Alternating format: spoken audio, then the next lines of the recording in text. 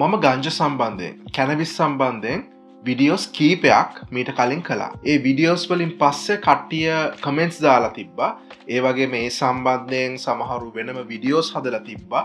ඒව ගැන කතා කරලා තිබ්බා. ඒක හොඳ දෙයක්. ඒ විඩියෝස් වල එහෙම නැත්නම් ඒ කමෙන්ට්ස් වල තියෙන සමහර දේවල් කීපයක් ගත්තොත් ડોක්ටර්ස්ලා කැනබිස් ගැන දන්නේ නැහැ. ડોක්ටර්ස්ලා කැනබිස් ගැන කතා කරන්නේ නැහැ. ડોක්ටර්ස්ලා මේක ගැන ලංකාවේ ડોක්ටර්ස්ලා මේක ගැන රිසර්ච් කරලා නැහැ. ලංකාවේ ડોක්ටර්ස්ලා මේ කැනබිස් සම්බන්ධයෙන් මේ ලින් මැඩියෝ වගේ ලෝකේ වෙන දේවල් දන්නේ නැහැ. ලෝකේ වෙන දේවල් කතා කරන්නේ නැහැ කියන එක නිතර මට දකින්න සහ අහන්න හම්බෙච්ච දෙයක්. ඒ වගේම 2026 වෙනකොට මේ කැනබිස් සම්බන්ධයෙන් ගංජා සම්බන්ධයෙන් අලුතෙන් තියෙන රිසර්ච් මොනවද? ඒක ගැන අද අපි පොඩ්ඩක් කතා කරමු. සුබ දවසක් කියලා ප්‍රාර්ථනා කරන ඔයගොල්ලෝ හැමදෙනාටම අද එක්කතු වෙනවා. තවත් mental health round table YouTube video එකක් එක්ක. ඔයගොල්ලෝ මේ වෙනකොට අපේ YouTube channel එක subscribe කරලා නැත්නම් පළවෙනි subscribe button එක ඔබන්න, bell icon එක ඔබන්න, like කරන්න, share කරන්න.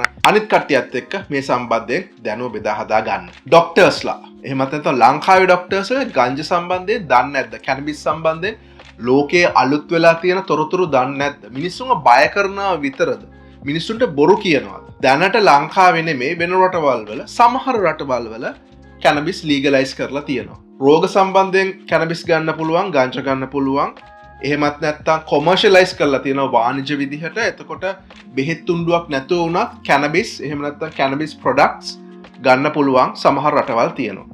වෛද්‍යවරු විශේෂම මනෝවෛද්‍යවරු මානසික වාට්ටු වල වැඩ කරන වෛද්‍යවරු රෝගාබාධ පැත්තෙන් තමයි බලන්නේ. ඒක හන්ද කැනබිස් වලින් වෙන්න පුළුවන් නරක භයානක දේවල් මොනවද කියලා වැඩිපුර පේන ස්වභාවයක් තියෙනවා. දකින ස්වභාවයක් තියෙනවා. ඒක හන්ද සමහර වෙලාවට වෛද්‍යවරුන්ට මාත් ඇතුළුව කැනබිස් වෙන මත්පැන් මත්ද්‍රව්‍ය දේවල් සම්බන්ධයෙන් පොඩි මෝරලිස්ටික් ඇටිටියුඩ් එකක් හොඳ නරක විදිහට හිතන ස්වභාවයක් එන්න පුළුවන්. ඒක සාමාන්‍යයි. මොකද අපි ගොඩක් වෙලාවට දකින රෝගීන්ගේ දරුණු මානසික රෝගීන්ගේ මේ මත්ද්‍රව්‍යවල ගැටලුවක් මොකක් හරි තියෙනවා. කැනබිස් ගොඩක් වෙලාවට කොහේ හරි සම්බන්ධ වෙලා තියෙනවා. ඒ වගේම අපි දකිනවා කැනබිස් අඩු කරාට පස්සේ කැනබිස් නතර කරාට පස්සේ රෝගවලින් සුව වෙන ස්වභාවයකුත්.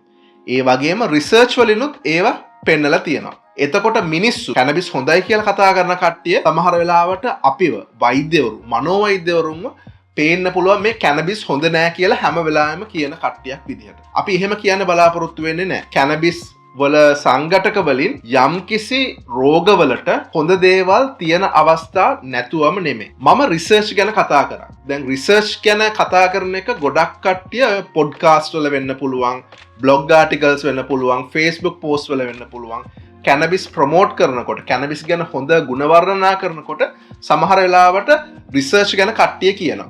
මේ පොඩ්කාස්ට් එකේ මෙහෙම තිබ්බා, අර ආටිකල් එකේ මෙහෙම තිබ්බා, අර රිසර්ච් එකේ මෙහෙම තිබ්බා කියලා. හැබැයි අපි ඒ රිසර්ච් කියන එක මොන විදිහටද සලකන්න ඕන කියන එකත් බලන්න ඕන. හැම රිසර්ච් එකක්ම එක විදිහටම හැදිලා නැහැ. සමහර රිසර්ච් කියන දේවල් තියෙන්න පුළුවන් අපි සෙලියුලර් මට්ටමේ, සෛලමය මට්ටමෙන් කැනබිස් ප්‍රොඩක්ට් එකේ බලපෑම කොහොමද කියලා බලන්න. ඒ වගේම සමහර රිසර්ච් තියෙන්න පුළුවන් ඇනිමල් මොඩල්ස්.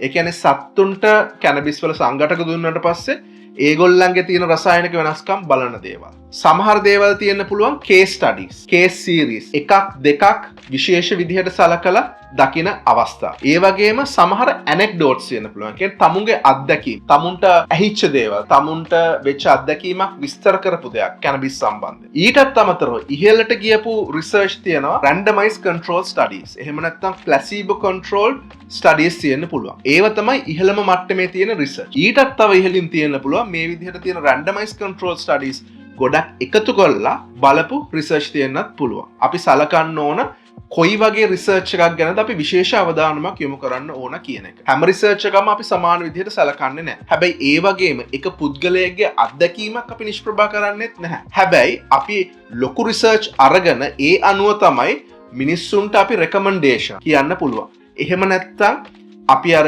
චෙරි පික් කරලා විශාල මිලියන ගානක තියෙන රිසර්ච් එකකින් එක රිසර්ච් එකක විතරක් අමුතු විදිහට දෙයක් වුණාම කැනබිස් වලින් වෙන විදිහේ හොඳ ප්‍රතිඵලයක් දැක්කයි කියලා අපි ඒක උලුප්පන්න හොඳ නැහැ. ඒකත් කට්ටියට බලපාන්න පුළුවන් මේ වෛද්‍යවරු මේ කැනබිස් ගැන හොඳ කියන්නේ නැහැ. කැනබිස් වල අතන හොඳ ආටිකල් එකක් තිබ්බා, මෙතන හොඳ රිසර්ච් එකක් තිබ්බා, ඒක ගැන වෛද්‍යවරු කතා කරන්නේ නැහැ කියන එක. කැනබිස් වලින් වෙන්න පුළුවන් හානි. එතකොට අපි ඒව තමයි ගොඩක් වෙලාවට කතා කරන්නේ. දැන් කැනබිස් සම්බන්ධයෙන් තියෙන අලුත්ම රිසර්ච් මොනවද?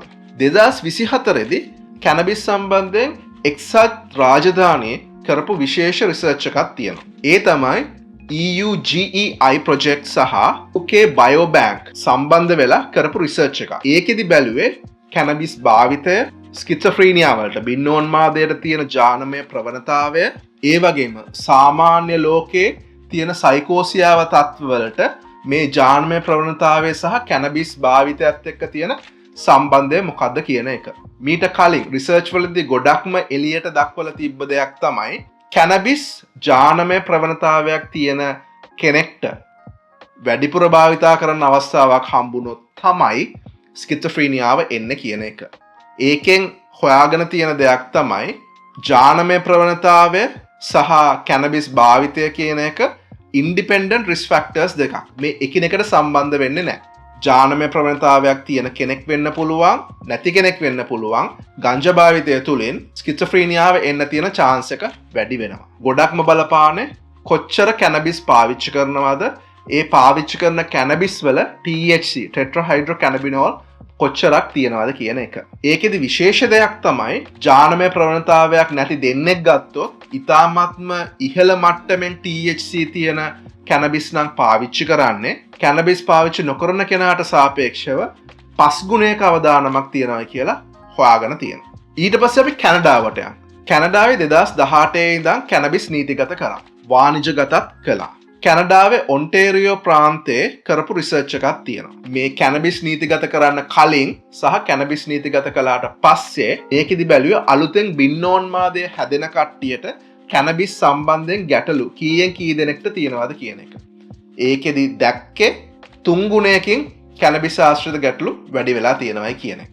ඒකෙන් කියන එක තමයි ජානමය ප්‍රවණතාවයට සම්බන්ධයක් නැති වුණත් වැඩිපුර කැනබිස් පාවිච්චි කරනවා නම්, නිතර කැනබිස් පාවිච්චි කරනවා නම්, ඒ වගේම ඉහළ ප්‍රතිශතයක්, ඉහළ THC ප්‍රතිශතයක් තියෙන කැනබිස් පාවිච්චි කරනවා නම් ඒගොල්ලන්ට බින්නෝන්මාදය, සයිකෝසියාව එන්න තියෙන chance එක ගොඩක් වැඩි. කැනබිස් ආශ්‍රිතව තව එන්න පුළුවන් ගැටලු මොනවද? ගැටලු කීපයක් කට්ටිය කතා කරලා තියෙනවා සහ දැකලා තියෙනවා. එකක් තමයි මේ කට්ටියගේ මොලේ හිපෝකැම්පස් එකේ මතකය සම්බන්ධයෙන් ප්‍රදේශයේ සෛල කුඩා වෙලා ඒ ප්‍රදේශයේ හීනි වෙන්න පුළුවන්. ඒ වගේම නිතර පැනික් ඇටැක්ස් එන්න පුළුවන්. heart rate එක වැඩි වෙලා, බය වෙලා, තැතිගැන්මට ලක් වෙලා හොස්පිටල් එකට ඇඩ්මිට් වෙච්ච කට්ටියත් වැඩි වෙලා තියෙනවා කියලා පෙන්නලා තියෙනවා. ඒ වගේම හෘදය වස්තුව සම්බන්ධ රෝග ගොඩක් ඇති වෙලත් තියෙනවා.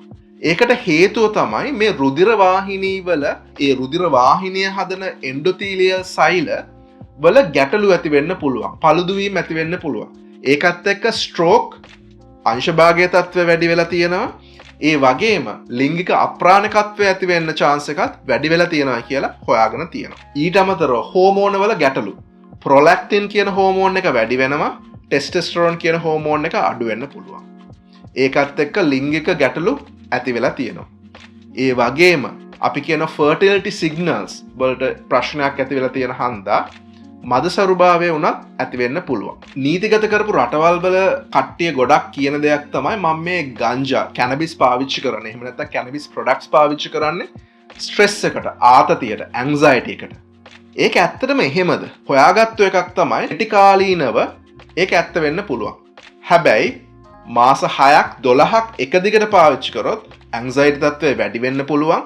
ඒ වගේම ડિප්‍රෙෂන් තත්ත්වය වැඩි වෙන්නත් පුළුවන්. එතකොට කැනබිස් වලින් හොඳක් ඇත්තම නැද්ද? හොඳ දේවල් සිද්ධ වෙන්නෙම නැද්ද? එහෙමටම නෙමෙයි. කැනබිස් සම්බන්ධයෙන් එහෙම නැත්නම් කැනබිස් ප්‍රොඩක්ට්ස් විශේෂයෙන්ම CBD ඔයිල් සම්බන්ධයෙන් රිසර්ච් තාම කරගෙන යනවා.